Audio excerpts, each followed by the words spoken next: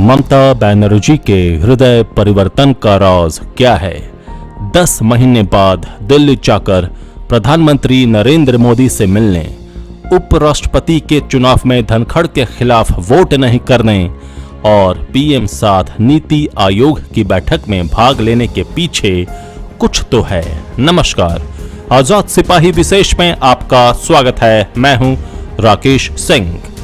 पश्चिम बंगाल की मुख्यमंत्री ममता बनर्जी का अचानक हृदय परिवर्तन हो गया है। एक समय था जब ममता बनर्जी चुनाव के समय प्रचार में प्रधानमंत्री नरेंद्र मोदी और गृह मंत्री अमित शाह को सबसे बड़ा गुंडा कहती थीं। जब भी प्रधानमंत्री पश्चिम बंगाल के दौरे पर आते थे, ममता बनर्जी उनकी अगुवानी करने नहीं जाती थीं। यहाँ तक कि अपने मुख्य सचिव तक को उन्होंने बैठक में भाग लेने से मना कर दिया था। जब अमित शाह हेलीकॉप्टर से आने वाले थे तो उनके हेलीकॉप्टर को उतरने की इजाजत तक नहीं दी गई। यही नहीं, ममता बनर्जी ने आयुष्मान और किसान सम्मान निधि तक को अपने यहाँ लागू करने से रोक दिया था।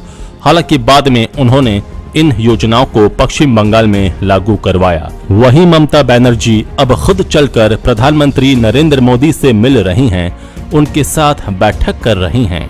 2 दिन पहले जब ममता बनर्जी दिल्ली आकर पीएम मोदी से मिली तो उनका रवैया पूरी तरह बदला हुआ था।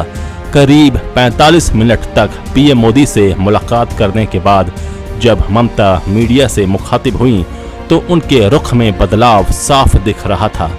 हालांकि इससे पहले राष्ट्रपति चुनाव और फिर उपराष्ट्रपति के चुनाव में उन्होंने जो रुख अपनाया था वो भी चौंकाने वाला था। लेकिन पीएम मोदी से मुलाकात के बाद सियासी गलियारे में सवाल उठ रहे हैं कि आखिर बंगाल की शेरनी के तेवर अचानक ढीले क्यों पड़ गए? क्या ये बंगाल में भ्रष्टाचार के खिलाफ ईडी की शुरू की गई कार्रवाई और सत्ताधारी तृणमूल कांग्रेस के नेताओं के भ्रष्टाचार के उजागर होने का डर है, या फिर भाजपा के महाराष्ट्र मॉडल का साइड इफेक्ट? एक संभावना ये भी जताई जा रही है कि ममता बनर्जी के अड़ियल रवैये के कारण तृणमूल कांग्रेस के 3 दर्जन से अधिक विधायकों में नाराजगी है और उन्होंने भाजपा नेता मिथुन चक्रवर्ती से मुलाकात भी की थी।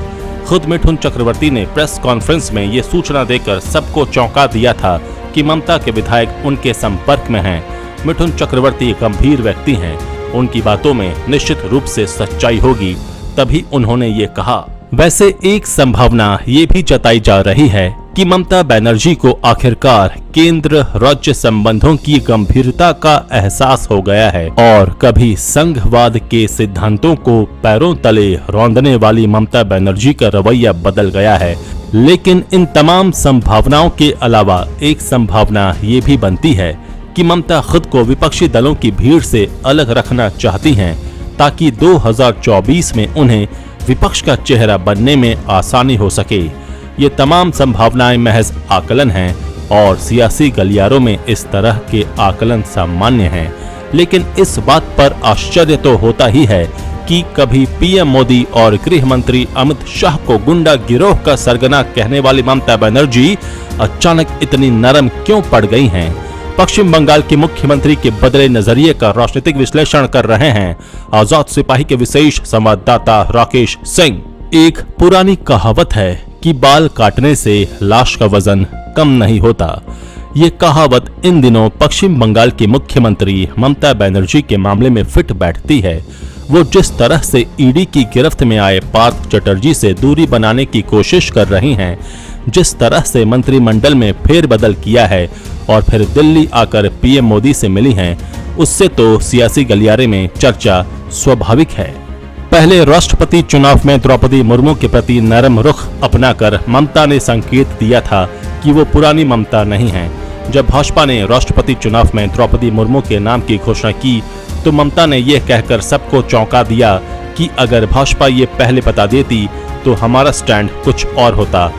इसके बाद उपराष्ट्रपति चुनाव की घोषणा होने से पहले उन्होंने असम के मुख्यमंत्री हिमंत बिस्वा शर्मा और जगदीप धनखड़ के साथ बैठक में शामिल होकर एक बारगी सबको आश्चर्यचकित कर दिया। हालांकि उस समय ममता बनर्जी ने कहा कि असम के मुख्यमंत्री से उनके रिश्ते शुरू से अच्छे रहे हैं, इसलिए उनके साथ बैठक में शामिल हुई।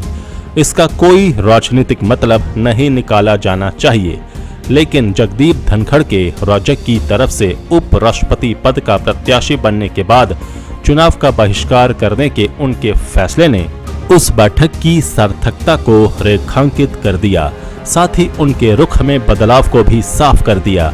इसके बाद उन्होंने अपने 4 दिवसीय दिल्ली दौरे की घोषणा कर एक संदेश देने की कोशिश की।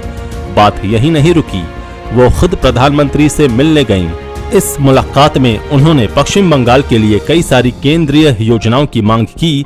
उन्होंने ये भी कहा कि पश्चिम बंगाल का केंद्र पर जो 1 लाख करोड़ के आसपास बकाया है, उसका भुगतान अगर हो जाए तो राज्य की दशा बदल जाएगी। ये सब ममता की नरमी का ही परिचायक है। जाहिर है ममता का अचानक हृदय परिवर्तन नहीं हुआ है। निश्चित रूप से ममता बनर्जी कुछ दूरगामी सोच रही हैं, लेकिन सवाल तो ये है कि ममता बनर्जी की इस तलाश के पीछे कारण क्या है। पिछले साल जुलाई में ही ममता बनर्जी ने कोलकाता की शहीद रैली से दिल्ली कूच का औपचारिक ऐलान किया था और 1 साल के भीतर ही लग रहा है कि जैसे उन्होंने सब कुछ समेट लिया हो। राष्ट्रपति चुनाव में विपक्ष के उम्मीदवार यशवंत सिन्हा के पक्ष में दूसरे राज्यों के मुख्यमंत्रियों के साथ बैठक कर वोट नहीं मांगने और एक तरह से उपराष्ट्रपति चुनाव से दूर रहने की ममता बनर्जी की घोषणा एक बारगी तो हैरान ही कर चुकी है।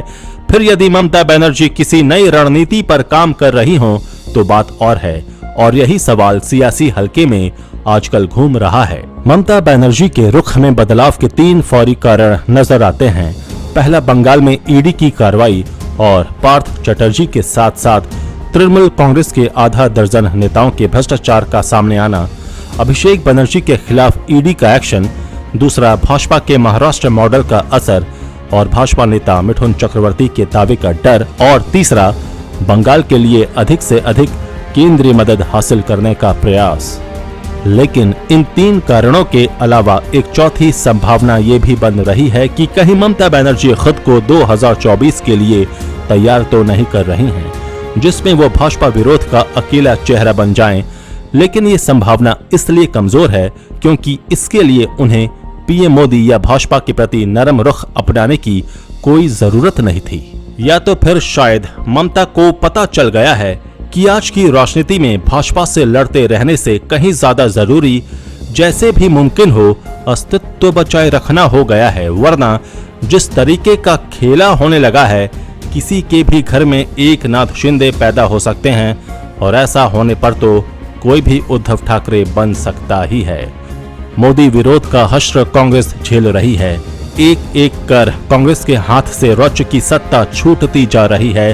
लोकसभा चुनाव में कांग्रेस की करारी हार और एक एक नेताओं का कांग्रेस से मोह भंग भी ममता के अंदर डर पैदा कर रहा है। ममता बनर्जी के बदले रुख से अभी ऐसा तो नहीं लगता कि वो ओडिशा के मुख्यमंत्री नवीन पटनायक और आंध्र प्रदेश के सीएम जगन मोहन रेड्डी के रास्ते पर चल पड़ी हैं, या फिर नीतीश कुमार की तरह हालात से समझौता कर सेकुलर छवि की भी फिक्र न करते हुए कुर्सी बचाने के लिए भाजपा से समझौता कर लेने की बात सोच रही हों।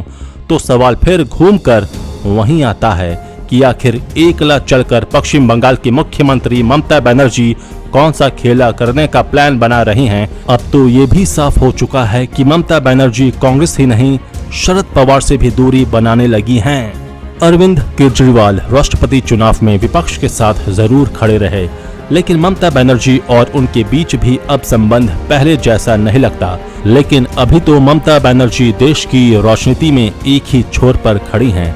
अपने नजदीकी पार्थ चटर्जी का भ्रष्टाचार उजागर होने के बाद जाहिर है ममता बनर्जी के मन भी तो आशंकाएं घर कर रही ही होंगी, और इसलिए अपने हिसाब से वो समझौते के संकेत देने लगी हैं। ममता को मालूम है कि महाराष्ट्र जैसी स्थिति से बचने का कोई उपाय भी नहीं बचा है। मालूम नहीं कि उनके पास कितना आत्मविश्वास बचा हुआ है। जैसे महाराष्ट्र में हुए तख्ता पलट में भ्रष्टाचार का मुद्दा अहम रहा, बंगाल में भी ऐसा हो जाए तो बहुत बड़ी बात नहीं होगी। इसमें कोई दो राय नहीं कि बंगाल में भ्रष्टाचार सिर चढ़कर बोल रहा है, और उसने केंद्रीय एजेंसियों को ममता बनर्जी के खास तृणमूल कांग्रेस के नेताओं की गर्दन तक पहुंचा दिया है।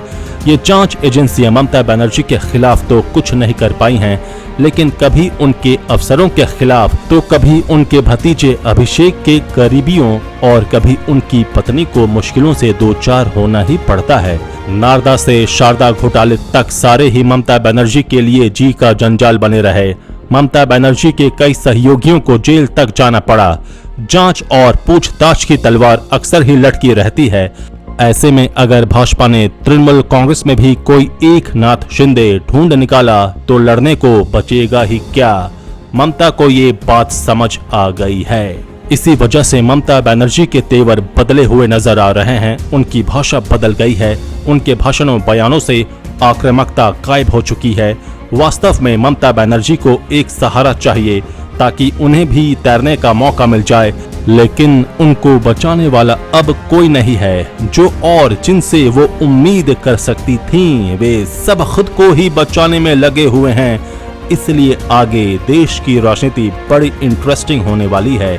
इसमें बड़े बदलाव होने वाले हैं। अगस्त का महीना देश में शायद कुछ और बदलाव लेकर आ सकता है। इसका इंतजार ही करना फिलहाल श्रेयस्कर होगा। आजाद सिपाही के विशेष में अभी इतना ही। आप हमारे इस YouTube चैनल को जरूर सब्सक्राइब करें।